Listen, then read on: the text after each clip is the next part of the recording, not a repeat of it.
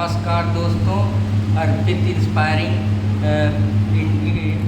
Legal fraternity अर्पित Kumar inspiring world में आप सब लोगों का स्वागत है। जैसा कि आप लोग जानते हैं तो मेरा नाम अर्पित कुमार इलाहाबादिया है और आज हम एक नए टॉपिक के सामने आप लोगों के सामने प्रस्तुत हुआ हूँ। तो आज जो मैं नया टॉपिक पढ़ाने जा रहा हूँ वो आपको बर्थ डेट सिंड्रोम के बारे में बताऊँगा। ये एक नया मेडिकली टर्म जो अभी ईजाद हुआ है, जिससे बहुत सारी प्रॉब्लम आज की भाग दौड़ बड़ी ज़िंदगी में लोग बहुत ज़्यादा काम करते हैं, एक जगह बैठ जाते हैं, जिनसे उनको लोअर बैक में काफ़ी प्रॉब्लम होने लगती है। तो उसी को जो मेडिकल टर्म में हम डेड बर्थ सिंड्रोम के नाम से जानते हैं, तो उसके बारे में डील करूँगा। जैसे कि आजकल भाग दौड़ बड़ी ज़िंदगी में इतनी व्यस्तता होने के कारण लोग एक जगह बैठे बैठे कंप्यूटर में काम कर रहे हैं, स्क्रीन में काम कर रहे हैं, लॉन्ग स्टैंडिंग एक सीट पे बैठे हुए हैं या कहीं पे कोई काम कर रहे हैं। उनको लंबे लंबे हार्स की सीटिंग होती है, उसकी वजह से उनके लोअर बैक में बहुत सारी प्रॉब्लम क्रिएट हो जाती हैं और उनके क्या कारण हैं, उनको समाधान किस तरीके से किया जाता है, तो उसके बारे में आज हम पूरा डिटेल में बर्थ डेट सिंड्रोम के बारे में समझेंगे कि क्या होता है। लेकिन उससे पहले मैं आप लोगों को एक वही है कि ज़िंदगी में बहुत सारी परेशानियां हैं, लेकिन हमको हारना नहीं है, हमको सब्र करना है। और वो सब्र के साथ साथ धीरे धीरे चाहे जितनी कोई भी प्रॉब्लम हो, वो इंसान के अगर इंसान चाहे तो कोई भी प्रॉब्लम इंसान के ज़िंदगी से बढ़कर नहीं है। तो अगर आप लोग किसी भी चीज़ को अपने ऊपर हावी नहीं देने होंगे, हर चीज़ का समाधान हम कर सकते हैं। बस हमको अपने इरादे और अपनी नीयत बुलंद रखनी है, सब्र करना है, सब्र के साथ हमको सही से सही चीज़ का सही समय में निवारण करना है। अगर हमको पता लग जाता है कि इस तरीके की प्रॉब्लम भी क्रिएट हो सकती हैं जो आगे चल के हमारे लिए ना हम फिर चढ़ पाएँ ना भाग पाएँ, हमको हमेशा लोअर में प्रॉब्लम होती रहती है, जिसकी वजह से हम लंबे खड़े भी नहीं हो सकते हैं। तो बहुत सारी प्रॉब्लम है, तो जिसको किसी एक शायर ने बड़े ही अपने अच्छे शब्दों में पिरोया है, तो मैं वो आप लोगों को बताना चाहता हूँ कि कहाँ तक आँख रोएगी और कहाँ तक गम होगा, कहाँ तक आँख रोएगी और कहाँ तक गम होगा, जो अपना नहीं है वो कभी अपना ना होगा, और मेरे जैसा यहाँ हर कोई कम रोज कम होगा, और जो सोचा था वो एक दिन हकीकत में होगा। सब्र तो सब्र कर, सब्र में सब कुछ होगा। तो दोस्तों वही बात है कि आपको सब्र करते रहना है, जो भी चीज़ें उनका निदान कर सकते हैं, बस आपको अपने ऊपर विश्वास करना है और अपने ऊपर फेथ करना है कि कोई भी प्रॉब्लम आ रही है, कोई भी बीमारी आ रही है, कुछ भी हो रहा है, तो ये हट के टॉपिक है। जनरली मैं इस तरीके के टॉपिक अपने जो हम लोग मेरा अर्पित कुमार इलाहाबादिया इंस्पायरिंग वर्ड है, उसमें जो भी हम अच्छी अच्छी नई नई चीज़ें आती हैं उनके बारे में मैं डील करता हूँ। तो आज ये मेरा दूसरा लेक्चर है और आशा करता हूँ कि आपको ये लेक्चर पसंद आएगा। तो जो डेड बर्थ सिंड्रोम होता है उसको ब्रूटल अमनेसिया के नाम से भी जाना जाता है। ये एक प्रकार का ऐसा सिंड्रोम है, ऐसा हम कह सकते हैं कि मेडिकल टर्मिक एक बीमारी है या एक प्रकार का हम कह सकते हैं डायग्नोसिस है, जिसके ज़रिए जो हमारा बटक्स होता है वो वीक हो जाता है, वो इनेक्टिव हो जाता है, जो मसलें होती हैं वो काम नहीं कर पाती हैं, उसकी वजह से हमको लोअर बैक में पेन होने लगता है बहुत ज़्यादा। आजकल की जो लाइफ स्टाइल्स है या जो नम्स है उसमें लोग घंटों घंटों बैठ के, चाहे वो सीट में बैठना हो, चाहे कार में हो, चाहे कोई काउच में हो, प्रोलॉन्ग सिटिंग होने की वजह से, लंबी ड्राइवरिंग की वजह से, तो उनको एक्सेस स्क्रीन टाइम में जो वो व्यतीत करते हैं उसकी वजह से प्रॉब्लम होती है। तो ये जो हार्मफुल हैबिट है इसकी वजह से कभी कभी हेल्थ इशू क्रिएट हो जाते हैं, जो आगे चल के हमारे लोअर बैक बॉडी के लिए काफ़ी समस्या बनते हैं। तो उसी को हम दूसरे भाषा में ग्लूटियस मेडिनोसिस टेंडोनिसिस के नाम से भी इसको जानते हैं मेडिकल टर्म में। तो ये जो डेड बर्थ सिंड्रोम है, इसमें जो मसल्स होती हैं हमारी लोअर मसल्स वो वीक हो जाती हैं, वो इनेक्टिव हो जाती हैं, सही से काम नहीं करने लगती, जिसकी वजह से जो हमको काफ़ी ज़्यादा परेशानी होती है, पेन होता है, और वो हमारे लोअर बैक को, हमारे स्ट्रेन को क्रिएट करती हैं। तो जो एक्सपर्ट हैं वो इसके कई सारे इशू बताते हैं। वो कहते हैं कि इसमें एक तो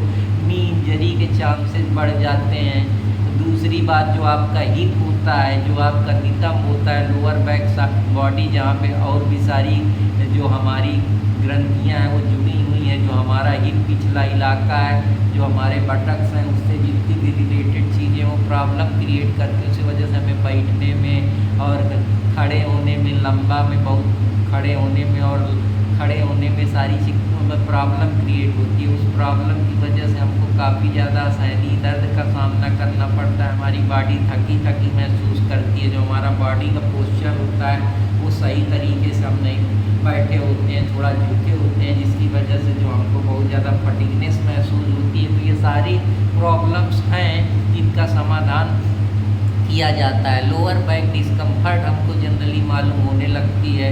पुअर पॉस्चर जो होता है, जो हमारा बॉडी का एक स्ट्रक्चर प्रॉपर होना चाहिए, उसमें प्रॉब्लम होने लगती है। जो हमारी मोबिलिटी है, हम जल्दी जल्दी मूव कर लेते हैं इधर से उधर, उसमें भी प्रॉब्लम क्रिएट होती है। हमको एक जगह से दूसरे जगह मूव करने में या अपने को शरीर को इधर से उधर करने में बड़ी प्रॉब्लम और समस्याओं का सामना करना पड़ता है। तो ये कुछ कारण है इसके, जिसकी वजह से इसके ये चीज़ें हैं। अब प्रॉब्लम क्या क्या इसकी वजह से होते हैं? इसकी वजह से जो हमारी ग्लूटल मसल है वो इनएक्टिव हो जाती हैं, जिसकी वजह से जो हमारे बॉडी में वो काफ़ी ज़्यादा बैक पेन की समस्या क्रिएट होने लगती है। पुअर पोस्चर बन जाता है बॉडी का, जो हमारी फिजिकल एक्टिविटी करने की क्षमता है वो कम हो जाती है, जैसे बैठना, चढ़ना, दौड़ना, खेलना, भागना, ये सारी चीज़ों में प्रॉब्लम क्रिएट होने लगती है। पुअर पोस्चर की वजह से जो हमारे बॉडी में एडिशनल स्ट्रेन क्रिएट होने लगते हैं, जो हमारे बैक को बहुत ज़्यादा प्रॉब्लम क्रिएट करते हैं और हमको क्रोनिक पेन जैसी समस्याएं होने लगती हैं। तो लोअर बैक पेन की वजह से जो हमारी मसल्स होती हैं वो वीक हो जाती हैं, जो हमारी बॉडी है वो प्रॉपर तरीके से एक्टिव नहीं रहती, सही से काम नहीं कर पाती, जिसकी वजह से हमको लोअर बैक जैसी प्रॉब्लम क्रिएट होने लगती है। और ये प्रॉब्लम वर्क की वजह से, ज़्यादा बैठने की वजह से, ज़्यादा देर काम करने की वजह से, एक ही जगह अपने आप को वो कर पूरी तरीके से बैठने से प्रॉब्लम क्रिएट होती है। हिप प्रॉब्लम जो उसमें हमारी ग्लूटल, जो हमारे नितंब की जो मसल्स हैं, नर्व्स हैं, वो वीक हो जाती हैं। उसकी वजह से हमको हिप में जो हमारे प्रॉब्लम हो जाती है, उसमें फ्लेक्सिबिलिटी नहीं होती, इधर उधर नहीं कर पाते, जिसकी वजह से जब हमें इधर उधर रगड़ाई लेते हैं तो हमको काफ़ी पेन का सामना करना पड़ता है। जिससे हमारी जो इम्बैलेंस होती है हिप में पेन क्रिएट होने लगता है, और जिससे हमारी जो मोबिलिटी है वो रिड्यूस हो जाती है। तो ये कुछ इम्पॉर्टेंट कारण है। रिड्यूस सर्कुलेशन हमारे बॉडी को भी बहुत ज़्यादा इम्पैक्ट करता है। हमारी ब्लड सर्कुलेशन है उसको भी इम्पैक्ट क्रिएट करता है, क्योंकि बैठे बैठे जो खून होता है वो बॉडी में नहीं पहुंच पाता है, जो नसें होती हैं वो जाम हो जाती हैं। इसी वजह से आप देखेंगे कभी कभी जब आप बैठे रहते हैं तो आपके पैर सुन्न हो जाते हैं, लगता है पैर में कुछ है ही नहीं है। ज़मीन पे रखते हैं तो उसमें कोई भारीपन महसूस होने लगता है कि हम चल ही नहीं पाएंगे। वो इस वजह से होता है क्योंकि आपकी बॉडी में ब्लड सर्कुलेशन नहीं हो पाता है। जब सही से ब्लड फ्लो नहीं होगा तो उसकी वजह से डीप वेन थ्रोम्बोसिस जैसी रिस्क क्रिएट हो सकती हैं, जिससे आपकी जो वेन्स हैं वो निकल आती हैं, जो आपके बॉडी में ऊपर छोटी छोटी नसें दिखने लगती हैं, तो वो भी एक प्रॉब्लम है। इसकी वजह से ओबेसिटी जैसी समस्या और आपके हृदय से संबंधित काफ़ी डिसीज की संभावना बढ़ जाती है, जिसको हम कार्डियोवैस्कुलर डिसीज़ के नाम से जानते हैं। तो ये सारी प्रॉब्लम है। इसके क्या क्या सिम्टम्स होते हैं, क्या लक्षण होते हैं, जिससे हम ये पहचान पाएँ कि हमको डेड बट सिंड्रोम या लोअर बैक सिंड्रोम या ग्लूटल एमनेसिया है। तो इसके बारे में मैं आप लोगों को बताने का प्रयास कर रहा हूँ। तो इसका पहला सिम्टम्स तो ये होता है कि हमको ग्लूटल पेन होने लगता है। दूसरी बात, हमारे बटक में हमको पेन महसूस होने लगता है। जो हमारे बटक्स होते हैं वो हमको भारी भारी टाइट समझ में आने लगते हैं, जिसकी वजह से हमारी जो बॉडी की मसल्स हैं वो इनएक्टिव हो जाती हैं, वो प्रॉपर काम नहीं करती। हमको बैठने में बड़ी दिक्कत होती है। हमको किसी चीज़ पे सहारा लेते हैं तो ऐसा लगता है हमारे लिए कंफर्ट ना हो के डिस्कम्फर्ट बन जाता है, क्योंकि हमको इतना पेन होने लगता है कि हमको चीज़ों में बैठने का मन ही नहीं करता, हमें लेटने का मन करता है। हमारी जो बॉडी का पोस्चर होता है वो स्ट्रक्चर भी नहीं सही रहता है। लोअर बैक पेन जैसी समस्याएं क्रिएट होने लगती हैं, जिससे हमको पेन और डिस्कम्फर्ट क्रिएट होने लगता है। डिफ़िकल्टी मूवमेंट में वो होने लगती है कि हम मूव नहीं कर पाते, एक जगह से दूसरी जगह हिलने में या ट्रांसफ़र होने में या अपनी बॉडी को इधर से उधर हिलाने में हमको हमारी बॉडी असमर्थ हो जाती है, जिसकी वजह से हमको चढ़ने में और भागने में या लंबे खड़े होने में भी समस्याएं क्रिएट होने लगती हैं। हमारी बॉडी का जो पोस्चर होता है वो भी हम सीधे नहीं खड़े हो पाते, थोड़ा तिरछा खड़े होते हैं या झुक के खड़े होते हैं, तो वो भी एक समस्या क्रिएट होती है, जिससे हमको क्रोनिक पेन जैसी समस्याओं का सामना करना पड़ता है। लोअर बैक पेन्स में जो हमारी मसल होती है वो स्ट्रेन हो जाती हैं और उसकी वजह से जो हमारी बॉडी है वो ओवरवर्क करना कर देती है। ओवरवर्क की वजह से भी ये प्रॉब्लम क्रिएट होती है। हिप प्रॉब्लम, जो हमारे हिप है वो टाइट हो जाते हैं और उसमें जो हमारे ग्लूट्स हैं वो वीक हो जाते हैं, जिसकी वजह से भी हमको ये प्रॉब्लम देखने को मिलती है।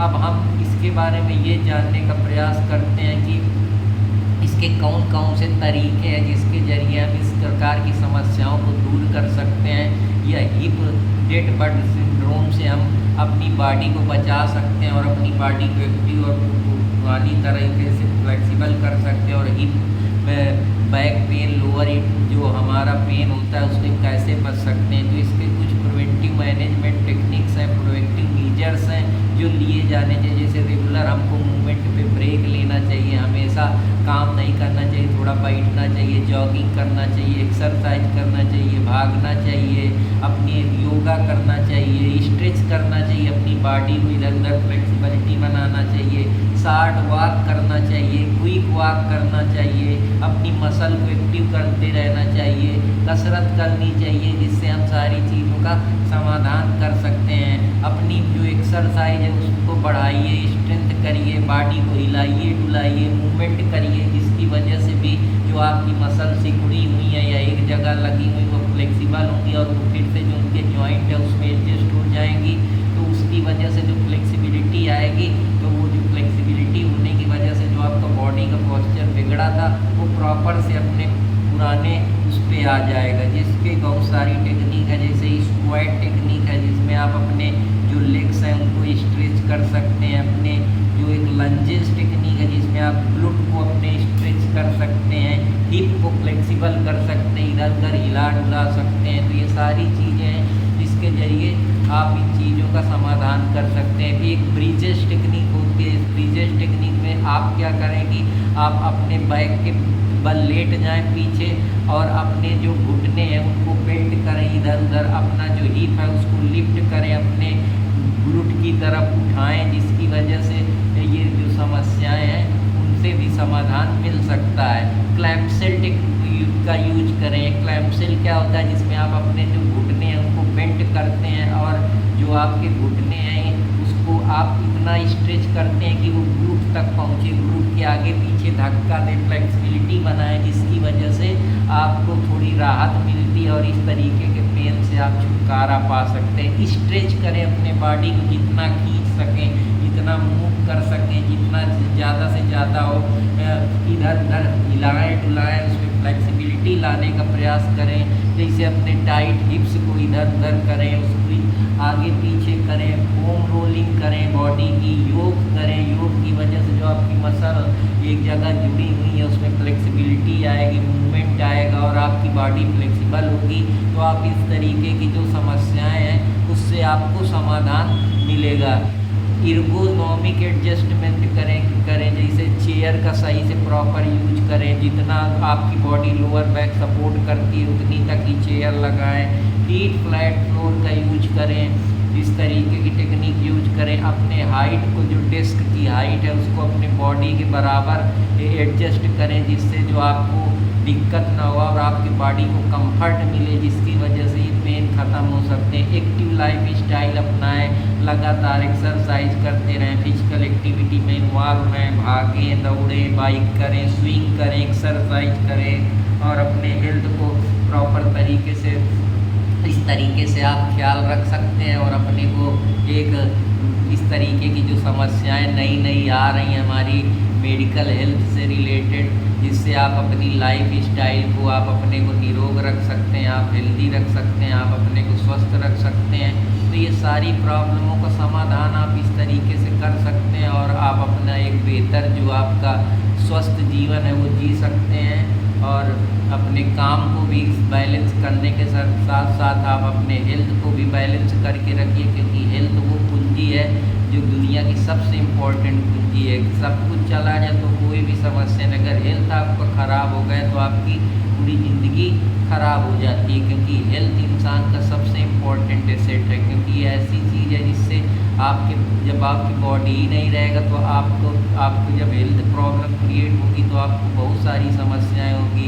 आप दूसरों के ऊपर निर्भर रहेंगे, जिसकी वजह से आप चिड़चिड़े होंगे, एंजाइटी, डिप्रेशन, तमाम प्रकार की संभावना, अपने आप में ही नाखुश रहेंगे, परेशान रहेंगे, लोगों के लिए आप सरदर्द बन जाएंगे, लोग को आप परेशानी होने लगेगी आपसे, क्योंकि आप दूसरों को केयर की भी प्रॉब्लम आने लगेगी, मेंटेनेंस की भी प्रॉब्लम आने लगी, कौन आपको मेंटेन करे, सारी चीज़ों की समस्या के आप एक तरीके से दूसरों के लिए बोझ बन जाते हैं। तो आप अपनी बॉडी को जितना बेहतर से बेहतर हो एक्सरसाइज करें, बढ़िया से अच्छा हेल्दी खाना खाएं, प्रॉपर खाना खाएं, सही से डाइट लें, और जो हमारी प्राकृतिक ऑर्गेनिक वेजिटेबल्स हैं उनका यूज करें, और अपने समय समय पे अपने डॉक्टर से परामर्श सलाह लेते रहें और संपर्क करते रहें, और अपने लाइफ में जो भी प्रॉब्लम आपको हेल्थ से रिलेटेड आती है उसमें शर्माएं नहीं, क्योंकि बहुत सारे लोग बताने में हिचकिचाते हैं, उनको कुछ हो जाता है, वो आगे चल के आप लिए प्रॉब्लम ही बनती है। अगर आपको कोई हेल्थ प्रॉब्लम है तो उसको समाधान आप ही को करना पड़ेगा, क्योंकि ये ऐसी चीज़ें हैं यहाँ शर्माने से या अपनी बात को छुपाने से काम नहीं चलता है, क्योंकि वो एक न एक दिन लोगों को दिख ही जाएंगी। इसलिए आप अपने हेल्थ से ज़रा सा भी कंप्रोमाइज़ न करें। कोई भी समस्या हो किसी प्रकार की, चाहे वो आपकी फिजिकल हेल्थ की बात हो, चाहे वो आपके मेंटल हेल्थ की बात हो, चाहे वो आपकी सेक्सुअल हेल्थ की बात हो, आप बेहिचक डॉक्टर से पूछिए और सलाह लीजिए, क्योंकि अगर आप सलाह नहीं लेंगे तो वो धीरे धीरे जो अभी छोटा सिम्टम है वो बड़ा रूप ले लेगा, और आगे चल के शायद हो सकता है कोई बड़ी विध्वंस बीमारी बन जाए, या कोई ऐसी बीमारी बन जाए जिसका लाइलाज ही ना हो, जिसका इलाज ही संभव ना हो। फिर वो आपको जीवन भर दर्द देगा, और इवन आपको काश हो सकता है आपकी डेथ भी हो सकती है, कुछ भी हो सकता है। तो अपनी ज़िंदगी एक बार मिली है, उसके साथ खिलवाड़ नहीं करना है। जो भी नई नई चीज़ें आ रही हैं उससे अवेयर रहना है, और अपनी लाइफ को एक बैलेंस और हेल्दी मैनर में जीना है।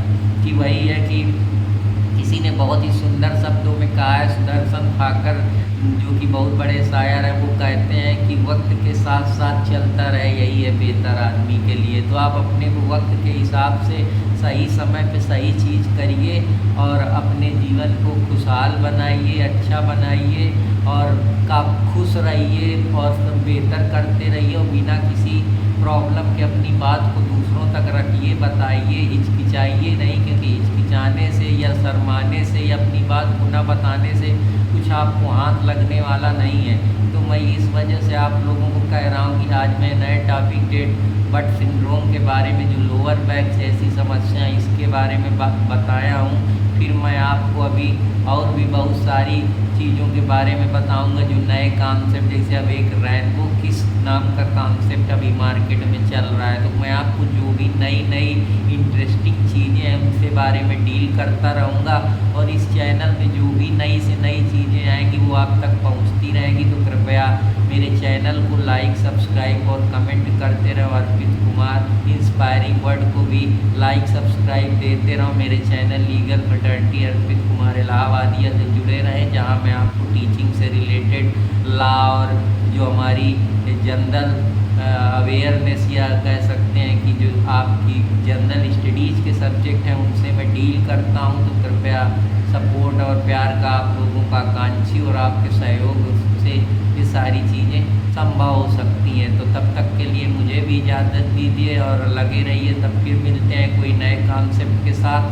तब तक के लिए आप सब लोगों को जय हिंद, जय भारत। और आप ऐसे ही अपनी नित्य ऊंचाइयों के साथ आप काम करते रहिए, लगे रहिए, और बेहतर से बेहतर सीखिए, बेहतर से बेहतर जानिए, और अपना नाम और अपने घर पिता और माता का नाम प्राउड फील कराते रहिए। तब फिर मिलता हूँ कोई नए टॉपिक के साथ। तब तक के लिए मुझे इजाज़त दीजिए। धन्यवाद।